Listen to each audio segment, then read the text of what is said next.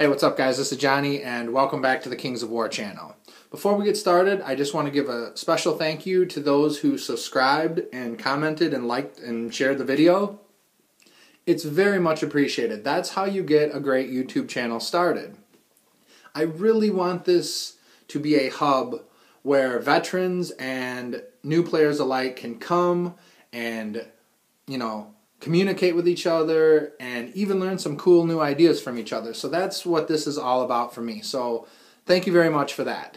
I also want you guys to know, as far as the commenting is concerned, I've always been a huge advocate on my channels of responding to almost every comment.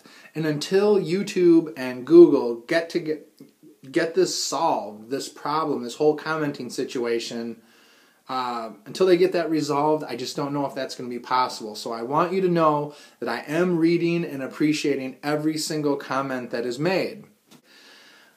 I've just fell in love with this game. It's fast-paced. It's, super fun. You get to roll a ton of dice. There's not a ton of bullshit rules.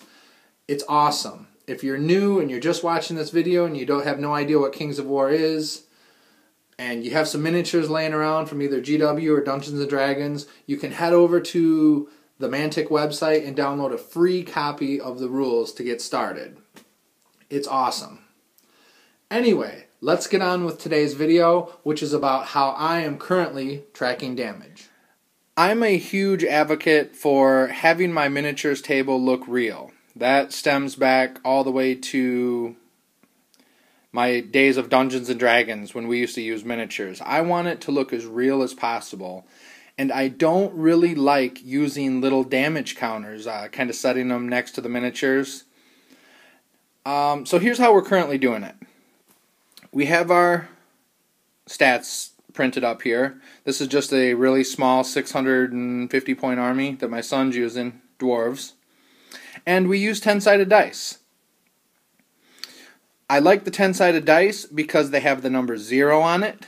You can start at 0. All you do is just keep it right next to whatever unit it is, and then just turn it when you take a damage. Now most of the time the 10-sided will be enough. If not, you just grab another 6 and set it next to it. But most of the time the units are, routed by that time. But this is what we found to kind of keep the miniature battlefield cleaned up a little bit more. Nobody wants to be moving units, and then you got to move all the little damage markers with them.